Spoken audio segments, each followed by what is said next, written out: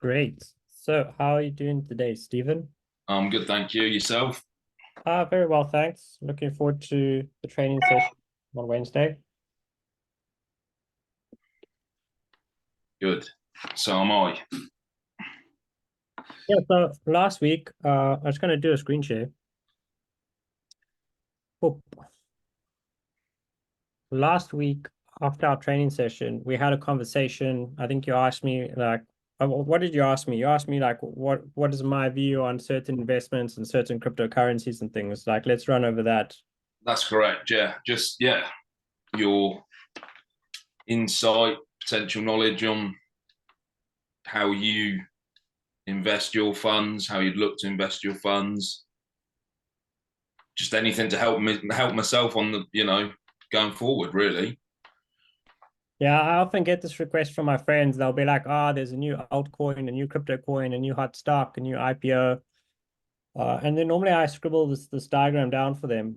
But I think it's taken me about 12 years to actually formulate what I showed you. And then like the penny just dropped for me when I explained it to you and like you got it, like there was like a transfer of knowledge. And I was like, maybe I should make a podcast so that we can share it with more of our friends and people can understand it. Yeah. Yeah, yeah. So I'm going to put in a disclaimer here because it's really important. This is my personal investment thesis. This is not personal investment. Right. This is a personal investment thesis, not financial advice. Please think independently and consult a financial advisor before making decisions.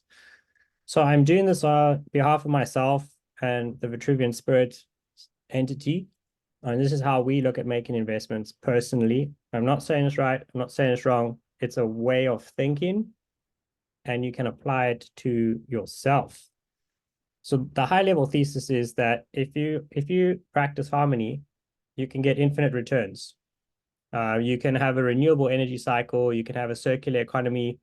If you breathe in the air out, you breathe in the air in, and effectively where you spend your money is where you should be investing your money. So there's some super high level principles that I explained to you. So this was our little scribble. I think you've got this page from the I've gym. got it. Yeah, yeah, yeah. I've still got that. So at a very high level, we've got resources. We call these core energies, and everybody has them. Everybody has access to these. They just underestimate what they are. So the number one primary resource that we have is attention. And this is where the amygdala goes off, and you've got like news channels, you've got social media, you've got radios, press, newspapers, people. Everybody's vying for attention because ultimately attention is power. So the first resource that everybody has access to is attention. Now, where attention goes, energy will flow.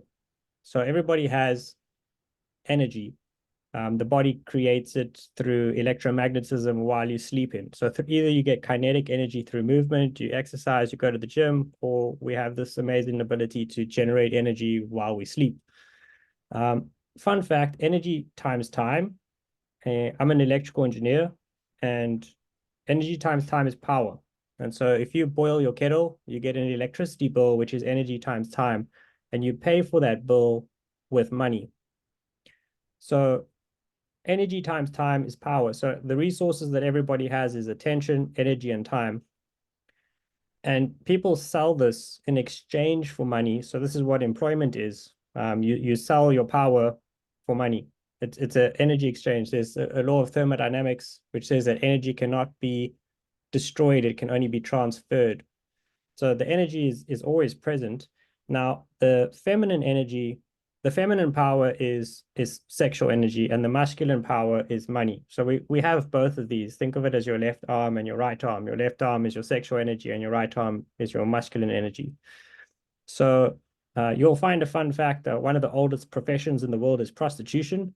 This is simply a transfer of energy for feminine energy for masculine energy, sex in exchange for money. Now, if we look at different companies and you say, well, who are the companies that dominate attention, energy, time, power, money, and sexual energy, then it becomes abundantly clear where you should be investing your money. So if you look at these core energies as resources that you have capacity for, you do an audit, a life audit of where am I spending my resources? So where am I spending my attention? So if you look on your cell phone, this is just one view. Your cell phone is an easy way of looking at it, but there are Yeah. other layers to it. But if you look at your cell phone, you say data usage. So if you think about like a mobile telecoms company, they're selling you frequency spectrum. They're selling you the sky. Um, it's magical that people pay money to access radio waves in the sky, but they do. So if you want to find out where your attention is going on your mobile phone, you can do this on your laptop and your TV and your calendar and all sorts of things. But on your mobile phone, you would go into mobile services and you would go to data usage and you would have an audit of which apps use the most data. So for me, I've got YouTube, which is owned by Alphabet. I've got TikTok, which is owned by ByteDance, which is private. I've got the Apple Store owned by Apple. I've got Spotify, Google, Apple, Google, Apple. Then your next one is energy usage. So there's many forms of energy. So there's your body's physical energy. There's petrol in your car. There's the electric charge if you've got a Tesla. But again, the easiest one to look at on your mobile phone, your laptop, your iPad is battery usage. So if I look at my personal battery usage, I see YouTube owned by Alphabet Group. I see WhatsApp owned by Meta. I see TikTok. I see ChatGPT owned by Microsoft. I see Gmail, Spotify, Chrome, Linktree, Motion, and Aura.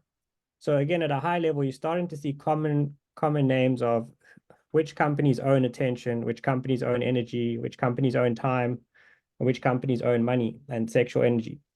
So if you want to see your time audit, you can look at screen time on your phone, but the most effective way of actually looking at it is to look at your calendar, because if you book time and you schedule time, you'll see where you're spending your time. And so you're spending your time with people, and people are either giving you energy or they are taking your energy. So they either charge you up or they drain you. If you watch the movie The Celestine Prophecy, you'll see that you get givers and takers. And when you get two givers, 1 + 1 = 11. You get what's called synergy. So we've looked at attention, we've looked at energy, and so energy times time is power. Now we're going to look at sexual energy and money. So if you want to find out where your money's going, then you look at your bank statements. So I've just pulled up something from my Revolut bank account, and I've got HelloFresh, which is food. I seem to have an OnlyFans subscription, which was once off, and I've got Apple. So that's an easy way of doing an audit of where does your money go. And then I haven't dived too much into sexual energy here because you go down a dark web of, I mean, here's OnlyFans, but you like if you Google like the top 10 most popular websites, 3 of them are porn sites like Pornhub and some others. So I'm just not going to go into sexual energy. I found a cleaner way of looking at sexual energy later on where I think we've got Match.com, which owns Tinder. So they're effectively selling attention and sexual energy. Yeah. Yeah. Then I asked you the question, which was, there was this little diagram where we drew the fish in the ocean. There's a famous Japanese business proverb where they say, would you rather be, and they give you 3 options, but they give you 2 options. They say, would you rather be a big fish in a small pond where you've got mastery and influence in a limited environment, or would you rather be a small fish in the big sea where you have exploration and learning in vast opportunities? Then the wise person will counteract and say, well, why can't I just be a big fish in the big sea? So you have dominance and leadership in extensive arenas. But the true grand master will say, why don't I become the sea, embody the environment and shape it from within?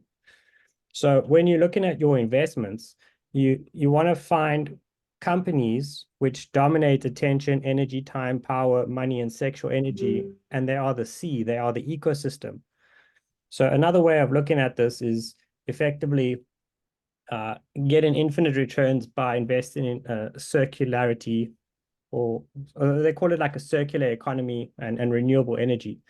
So if you take that sea analogy, you can look at businesses which are seas, so oceans of opportunity, ecosystems. So Google doesn't make information. TikTok doesn't make content. Instagram doesn't make content. YouTube doesn't make content. Apple doesn't make apps. And the list can go on. Amazon doesn't make products. So they are ecosystems, they are platform players, they're marketplaces. Another interesting one is the casino model. So the house always wins. So if you look at like stock trading platforms or crypto exchanges, people will be like, oh, should I invest in this crypto coin or that crypto coin? And I was like, well, if the house always wins, then you should invest in the house, because the crypto or the stock exchange platforms, they effectively take a commission off each trade. So it doesn't matter which trade you make, if you win or you lose, they're still making profit. And you can kind of see like Facebook marketing and Google AdWords like this too, where you've got the creators and or businesses, and then you've got the consumers, the communities, where they're effectively selling your attention. So what is advertising? Advertising is taking your attention and selling it on the stock exchange. And when you're watching a movie, that's energy times time. So the longer time you spend watching a video, that energy times time is power. And they exchange that power for money. So the people which pay for advertising pay money to access your attention. Yeah.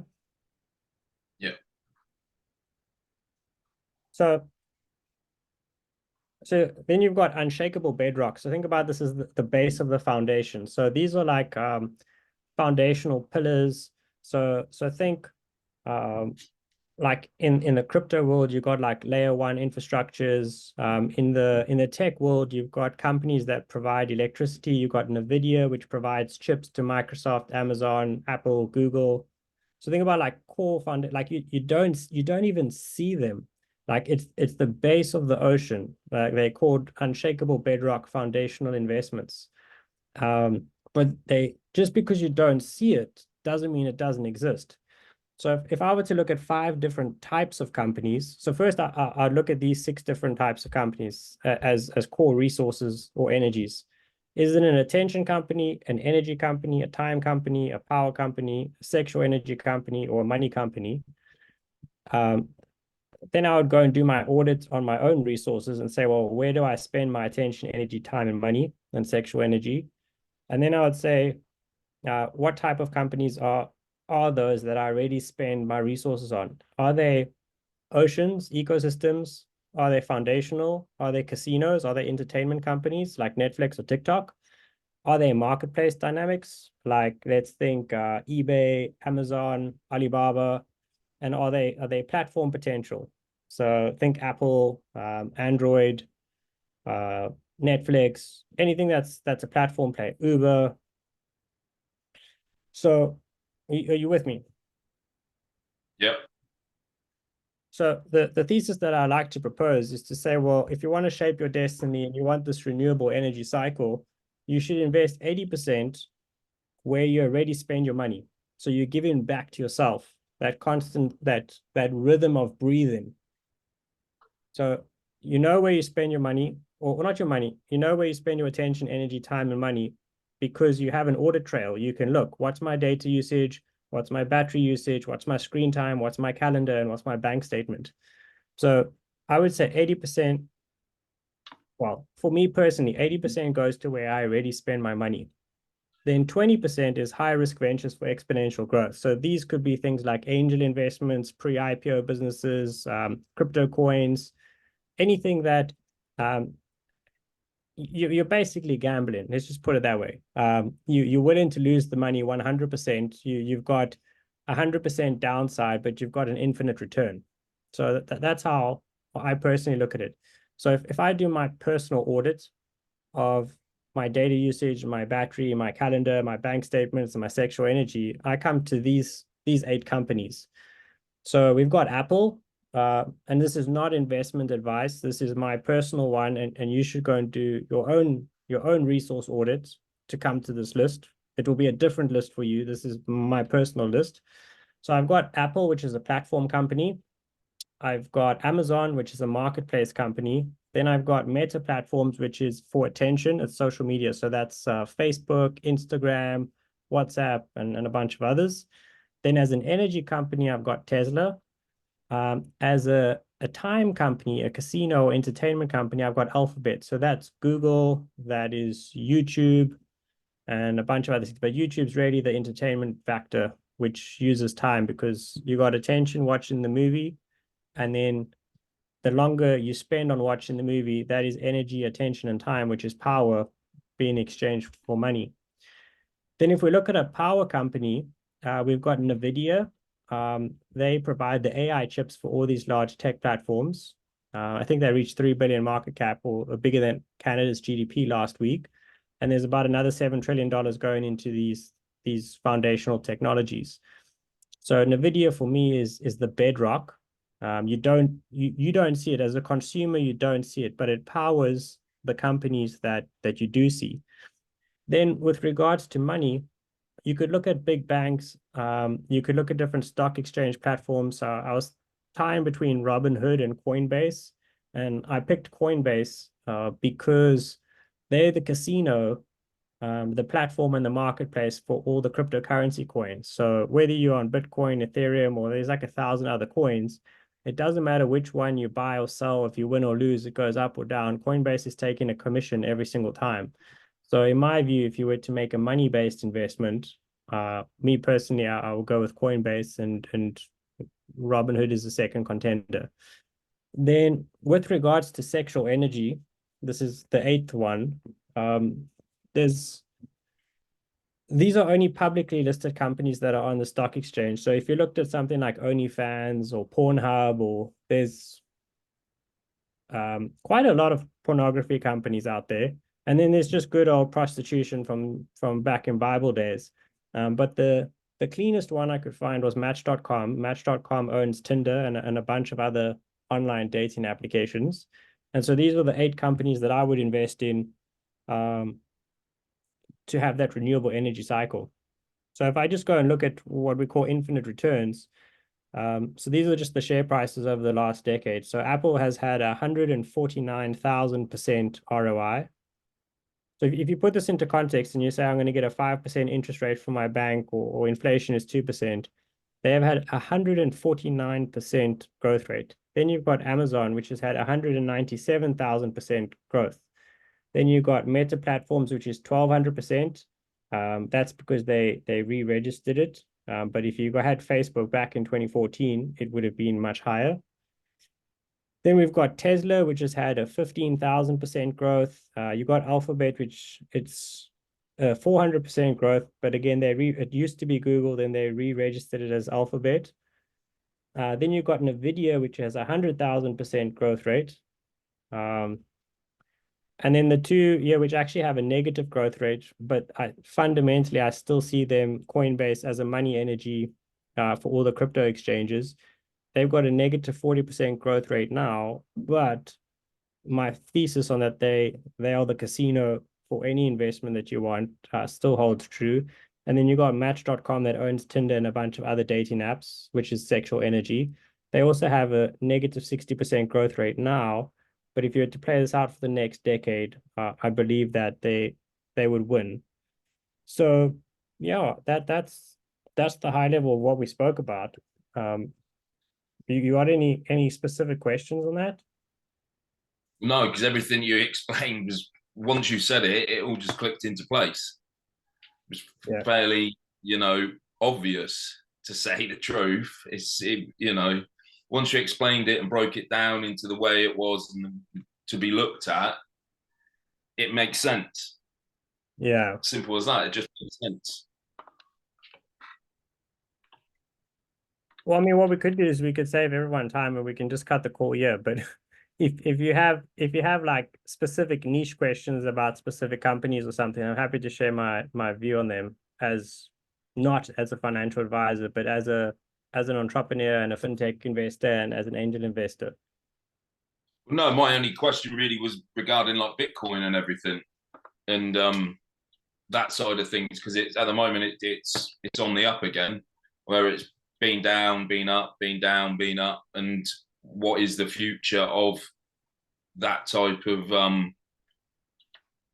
finance and money? Will we be going that way? Is it looking that way? Well, I mean, there's a beautiful YouTube series by Mike Maloney on money, and they go through like thousands of generations of money and show that different fiat currencies, they all kind of hit hyperinflation and they collapse. What I do like about so Bitcoin is is a use case of blockchain technology. And I think it's at one point it reached $1 trillion valuation. There's about 65 million people which own Bitcoin. And if you say 65 million divided by the 8 billion people on the planet, you tend towards zero. So 0% of the world owns Bitcoin, but it's still valued at $1 trillion. It is my opinion that there's a 50-50 chance that Bitcoin will come or go, but the technology layer above the blockchain, which is called Ethereum, which enables computational contracts, smart contracts, for me, I would give 80-20 odds in favor of Ethereum that it will be eternal, because there's a lot of technologies and infrastructures built on top of that, including the Vitruvian key. So Ethereum is a computational technology that enables others to build on top of it. It's a bedrock, whereas Bitcoin is not a bedrock. Bitcoin is a currency. And when we talk about cryptocurrencies, I like to remove the word crypto and analyze it as a currency first, because we have 245 countries in the world and we have about 245 different global currencies. And if you understand how a currency works first, and if it makes economic and fundamental first principle sense first, then you can add the word crypto. Crypto is just saying I'm adding technology to the currency. Now, for me, technology is a scaling and a multiplying force where it's exponential. It's 1, 10, 100, poof, poof, poof, and you got billions and trillions. I like to use the analogy of a singer and a microphone. So if the singer has a great voice, the microphone will amplify the energy of the singer to a large audience. And social media is another technology layer that amplifies artists' voices. But if the singer has a poor voice, the microphone is just going to amplify noise. So when you look at currencies like Bitcoin, I'll go back to the fundamentals and say, does it fundamentally and economically stand up as a currency? Then we can add crypto to it, because crypto is just amplification. It's technological amplification. So in my view, Bitcoin is probably 50-50. It was a good part, but normally when companies enter the market, if you're the first to enter the market, you have this job to educate the market, and you have to learn all of the mistakes.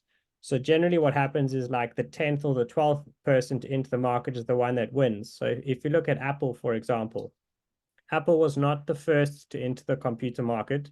They were not the first to enter the mobile phone market. They were not the first to enter the music market. They were not the first to enter the payments market. Google was about the 10th search engine. YouTube was about the 10th video streaming engine. And the list goes on, where the number one person is just there to say, I invented the light bulb. They're not the ones that put light bulbs into 8 billion people's houses. So with that philosophy, I think Bitcoin is being great at entering the market, but would it be the winner of all time? Probably not. Probably somebody on the 10th or 12th iteration will be. Okay.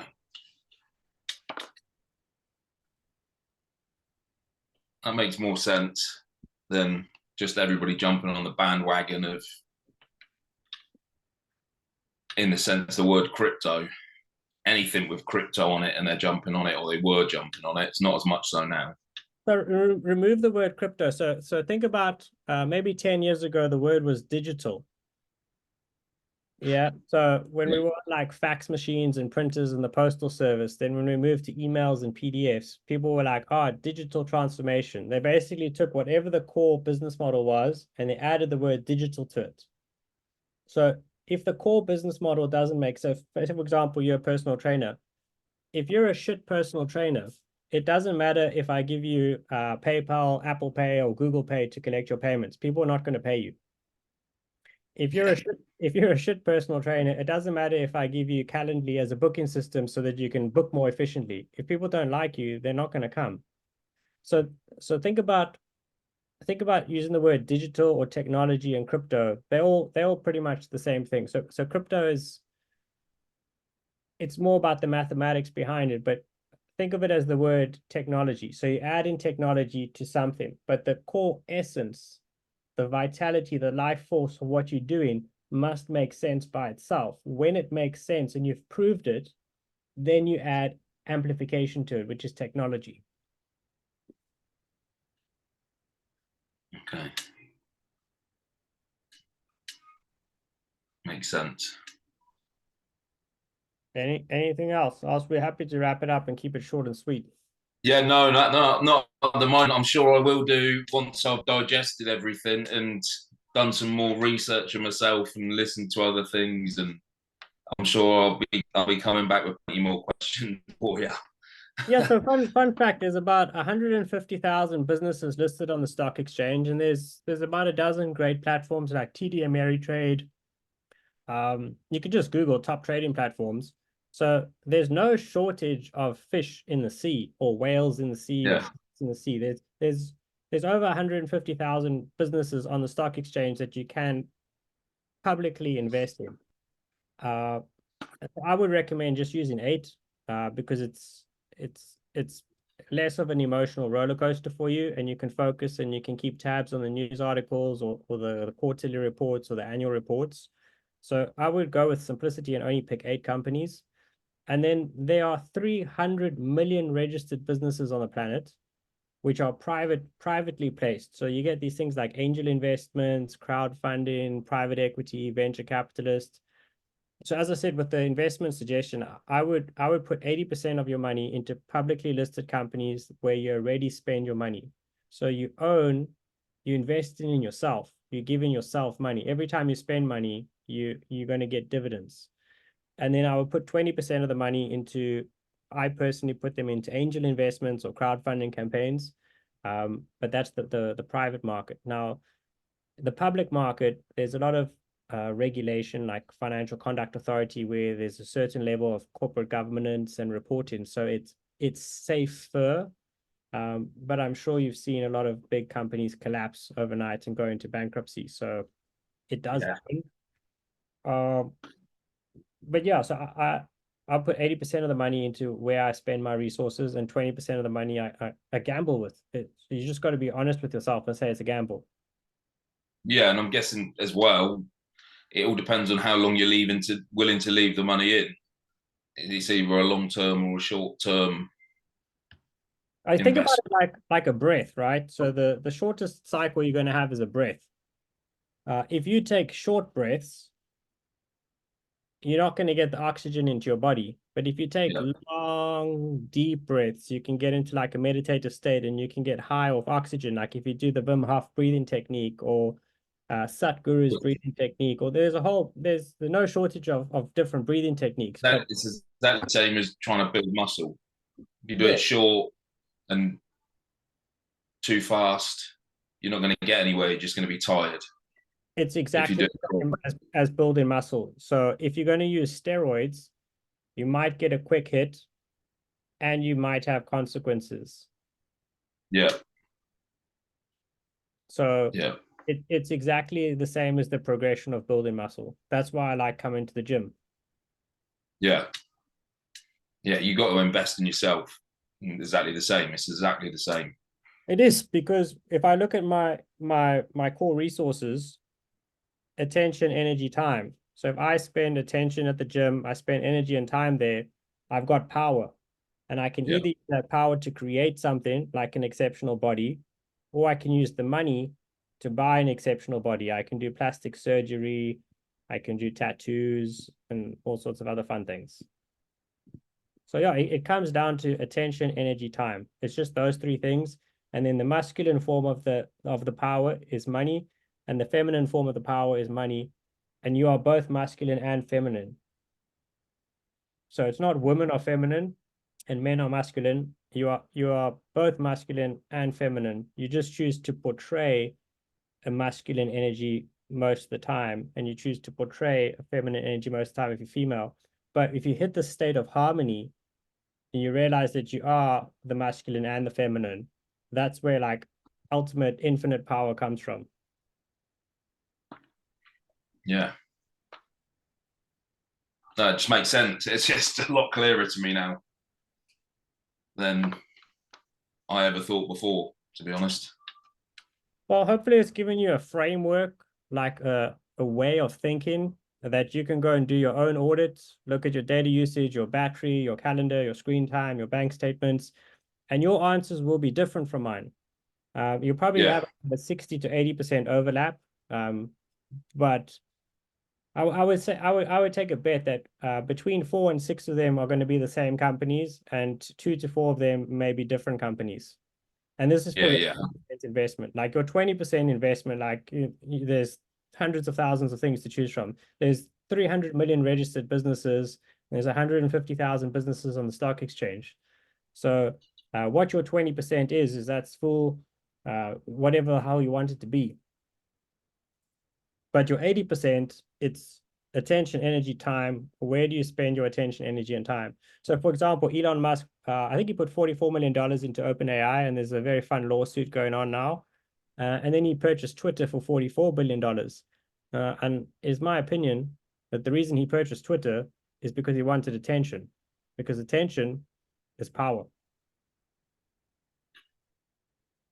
Okay. Anyway, it sounds like we had a natural conclusion. I'll see you at the gym on Wednesday, and if you got questions, we'll chat then. But this is just a short podcast, so we can share it with our friends. Yeah, no, that's great. Yeah, no, it's yeah. I think you're correct. Yeah, yeah. Okay, I thanks so look much. forward to Wednesday. I'll see you Thank Wednesday. you. Cheers. Bye. Bye.